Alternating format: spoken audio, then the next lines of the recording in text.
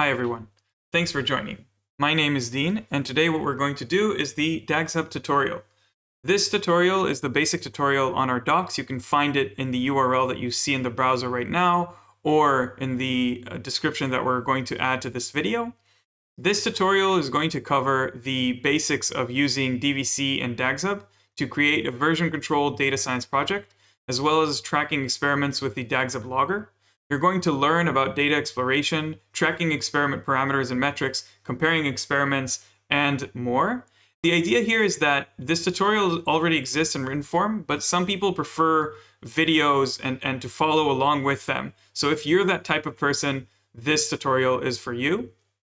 And what we're going to do in this tutorial is we're going to create a model that predicts whether a question on the cross-validated Stack Exchange concerns machine learning or not.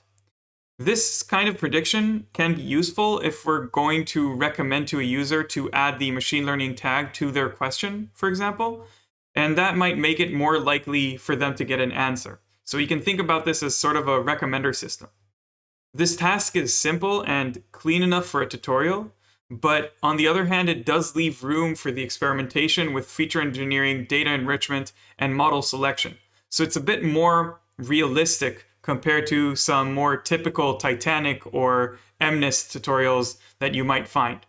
Now, the tutorial is divided into several levels.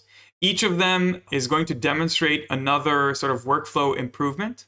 It's designed so that you can learn something useful at each level, even if the level after that is less to your liking, and so you can choose to stop early. You can also choose to skip a level. And so the levels are data exploration, which is going to be the next video, which will explain how to get the data and try to understand what's going on with it, otherwise known as doing exploratory data analysis, or EDA. The step after that will cover setup, creating a DAGsHub account and a project. After that, we will talk about data versioning and use DVC to keep track of our data and models for the project. And finally, in the last step, we are going to do some experimentation, learn how to log hyperparameters and metrics to DAGsHub to keep track of and compare the different experiments. That's basically what we're going to do.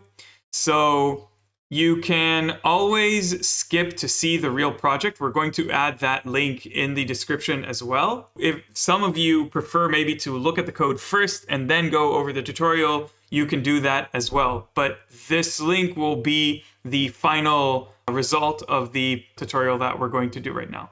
So thank you, and looking forward to see you in the next part of the series.